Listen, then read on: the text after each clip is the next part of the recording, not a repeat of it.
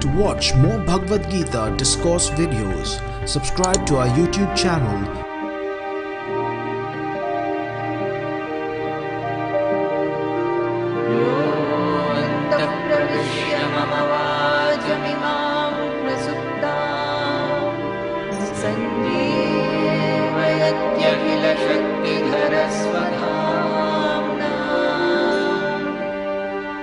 We should understand that Bhagavad Gita does not speak about anything external or objective. This is a great mistake we make in reading Bhagavad Gita. Whatever Bhagavad Gita has said about phalatyaga, about sannyasa, about naishkarmya siddhi, about jajna, about samatva, everything is internal. This, if you remember, then many of the mistakes will not take place. Phalatyaga, people say, result, renouncing the result. How can you renounce the result objectively? See, externally, whatever the work is, the result is a causal culmination of that. Suppose you walk towards the CIRD, Jamshedpur. Every step you take towards the CIRD, are you not coming closer to CIRD? And the result, is it not to reach CIRD? It's a causal chain. Now after reaching, will you say that I want to renounce the result, so I will not come to CIRD? It's absolutely foolish, meaningless, it has nothing. No meaning in it. Externally you cannot renounce. Suppose you put up a factory, you want cars to be made. And when the car comes out, you say that, no, I don't want the car. Is there any meaning? Objective renunciation of the result is absolutely impossible. How can you renounce the result? It is following the causality. What Bhagavad Gita is saying, the result which is produced in your mind, that you are sometimes happy with the result, sometimes unhappy with the result. It has to do with that. And as yesterday I said that whatever we are doing, is it not to become happy at the end of it? Bhagavad Gita says only that don't do anything for becoming happy, because you will never become happy by gaining anything from this world. That was my yesterday's discussion, that we are born with a abhava bodha, an insufficiency. That is why we want to become happy.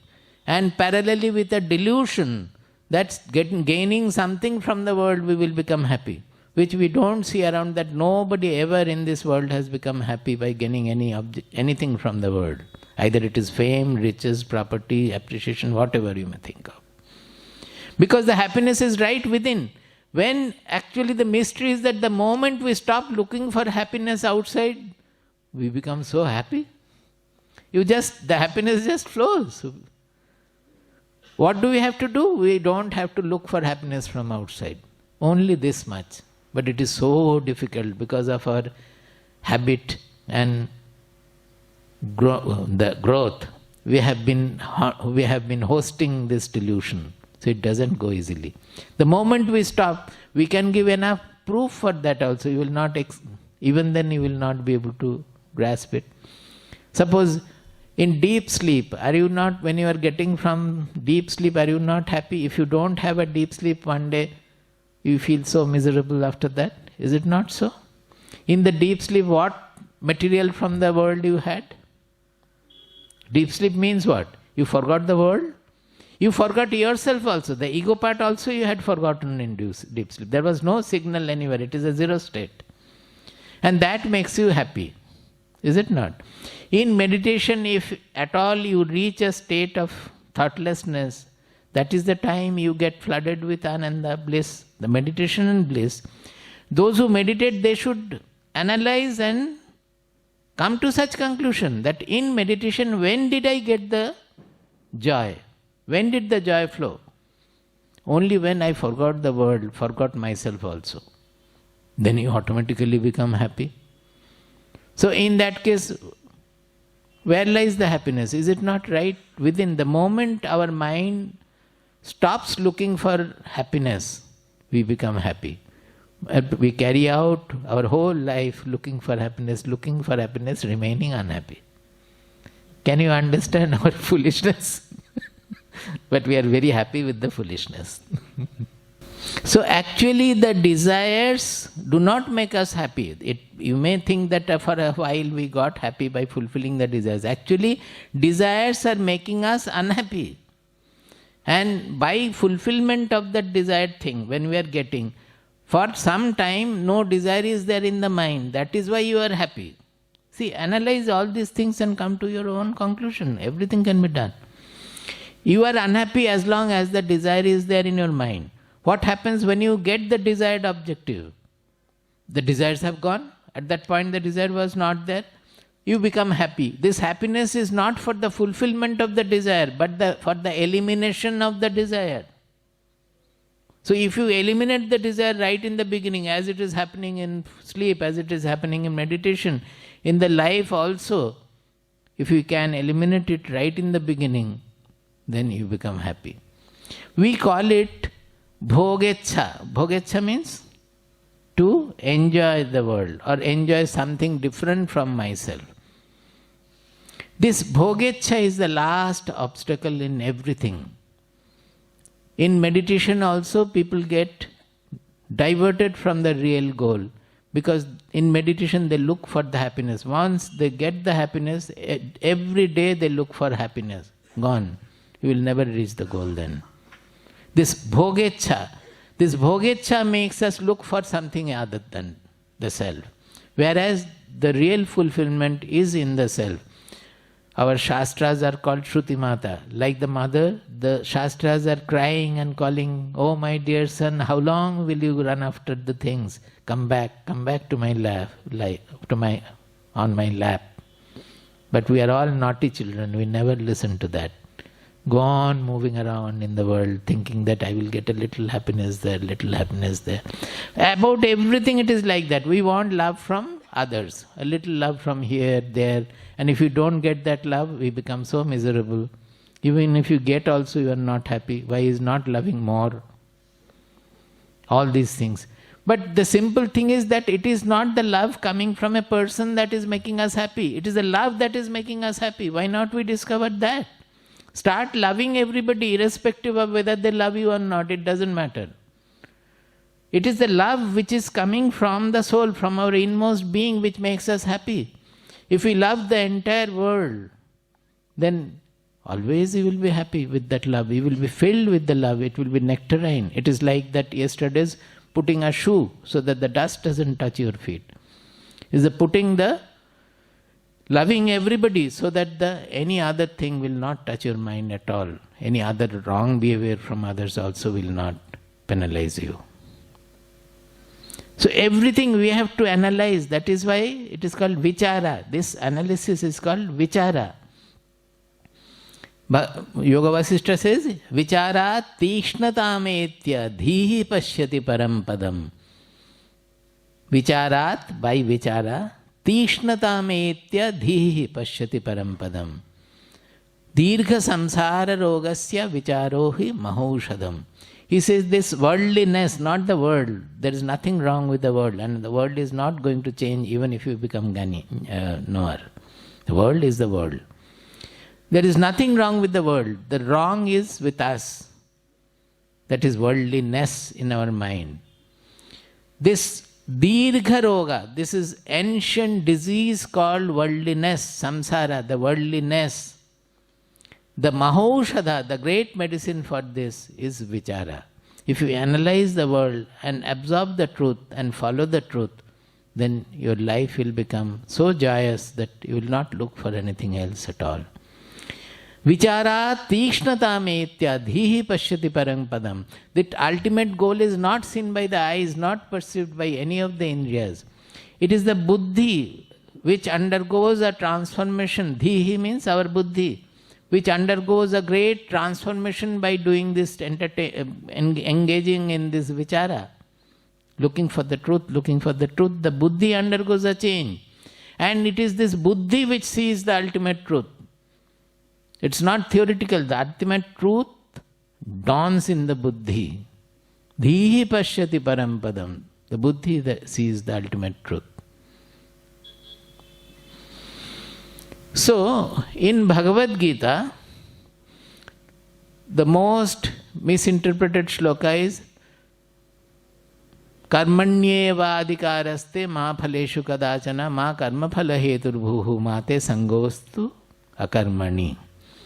Now here karmani eva adhikaraha te, it is always translated as, mostly at least, that your right is only in the action. It is not right. The adhikara, one meaning is right, but in the Shastras, adhikara is a very common word, which means fitness, deservingness. In any Shastra, there will be the first chapter where they consider 4 properties of a Shastra. That what is the use of this Shastra, what is the result of studying this Shastra, who are fit for this Shastra. Their fitness criterion is called adhikara tattva. So here repeatedly Krishna is saying that your adhikara is in the karma yoga, not in the exclusive jnana pursuit. Again in the next chapter he is saying, there are the twofold pursuit. One is karma yogena, jnana yogena sankhyanam, karma yogena yoginam. This discussion has been going on. So karmani eva adhikara, when he is saying it is, Arjuna is fit for the karma yoga, not for the kevala jnana nishtha is the meaning. Ma is used for don't. Ma is not na. Ma karma phala hetu, the ma phaleshu kadachana. Here some word is missing which you have to supply, as in many of the shlokas. Ma phaleshu sangaha astu, or ma phaleshu saktaha bhava, something like that, bhuhu. Just like the third one. Phaleshu, ma phaleshu, if we say it is enough. That means you don't get fully engrossed in the result. Now the moment we say result, again a misconception will come. Suppose you are producing car. The result is the car. Then unless you think very well, get all the advice from everybody, study very well, that when my factory is going to produce the car, will it be usable by the people, will it have its market and not? Is not all the attention should be in the phala. Whenever we are doing anything, even simple phala like when you are eating, you should be thinking of what is, whether my hunger will be satiated, whether my body will be able to, it will be good for my body or not, whether the taste will be suitable for me or not, which restaurant shall I go, this or that, what you want. Everywhere with the mind should be in the phala. So it is not the objective phala they are saying. Ma phaleshu, when they are saying, it is not about the objective phala. Mind has to think about the objective phala. It is the phala internal, that by producing the car, we will sell the car and then lot of money will come. I will have a great profit, and with that money I will do this, do that, and then I will become happy. That is the phala. The last phala is the I will become happy. So that ma karma phala hetuhu, your mind is only remaining in that I will become happy. By opening this factory, I will become happy. Not on the opening of the factory, what should I do and all. Just for becoming rich, and by becoming rich, I will become happy. But you have to have the proper intelligence and other resources to do what you are going to do. If you don't think that you will only have the adverse phala, you will become unhappy and you will get bound more and more by that. Do you get my point? So, ma phaleshu means not in the objective phala they are saying. Don't think that by doing it I am going to become happy. Nothing, by doing nothing you are going to become happy. You do it for the purpose of doing whatever you are fit to do, whatever is good for the society, whatever has come to the situation which has come around you.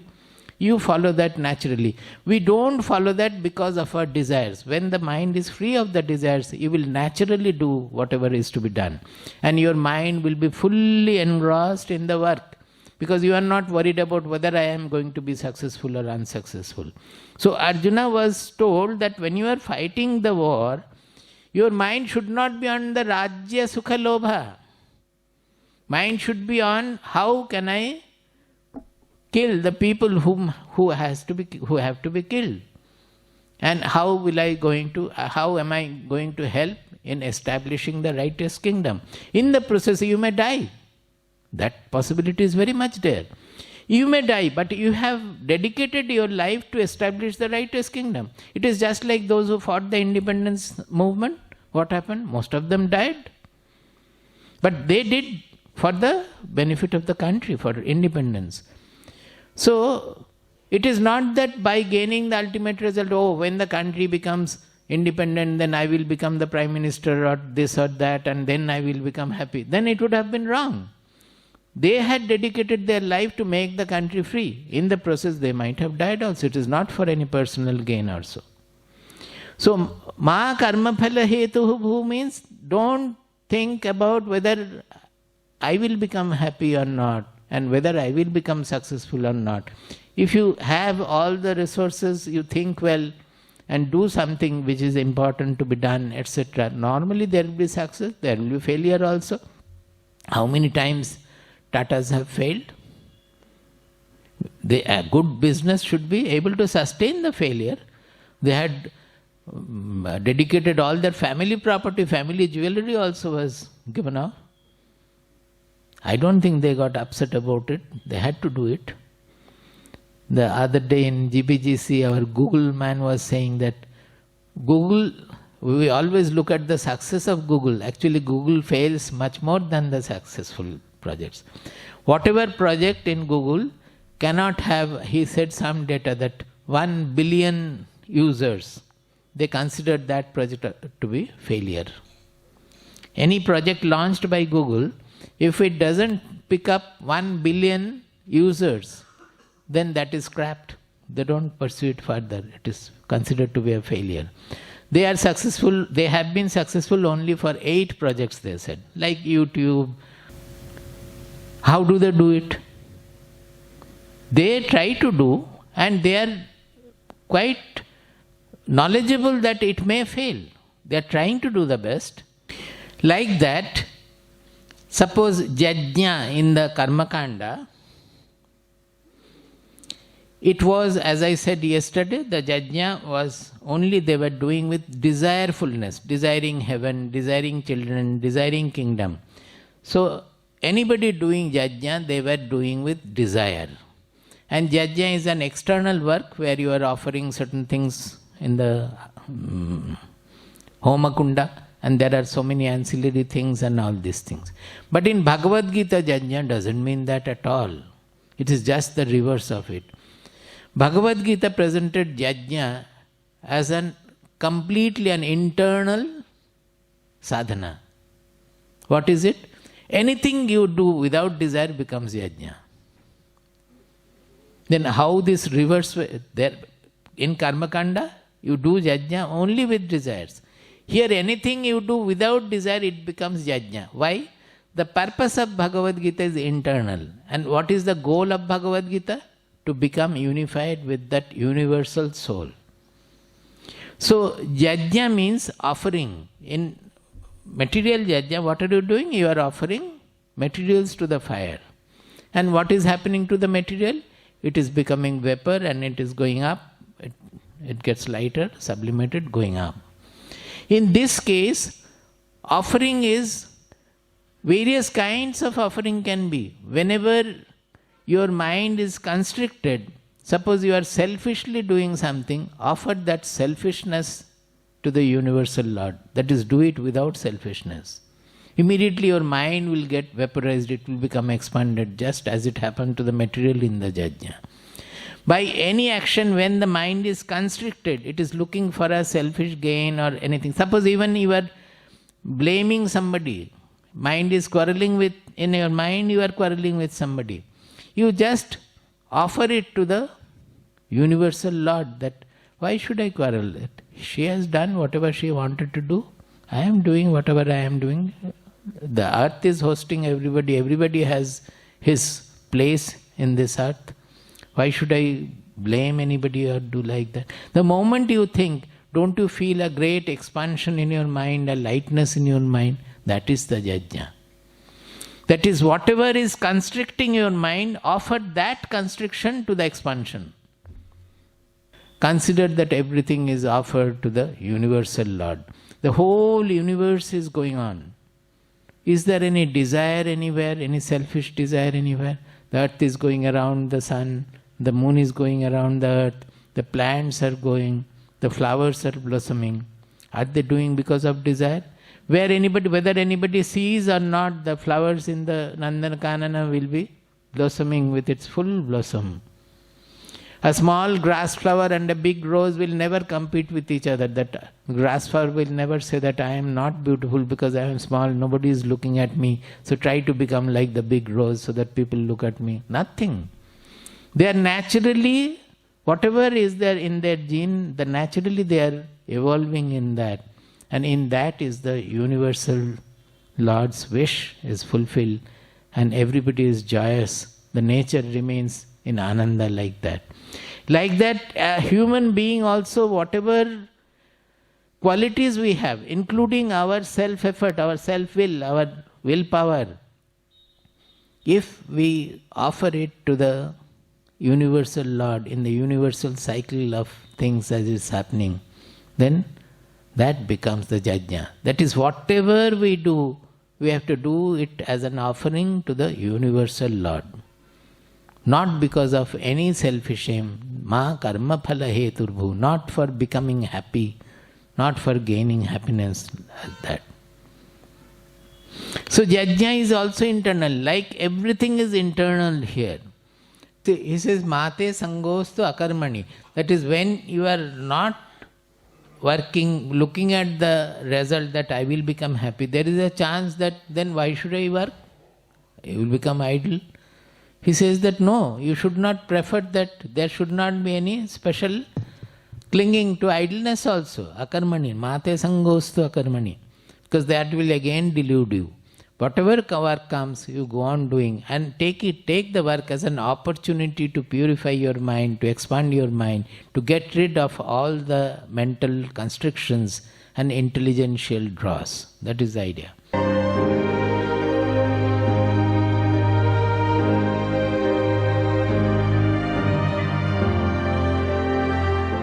Join our live event on the 10th, 11th and 12th of October 2020. Register at www.globalgeeta.org.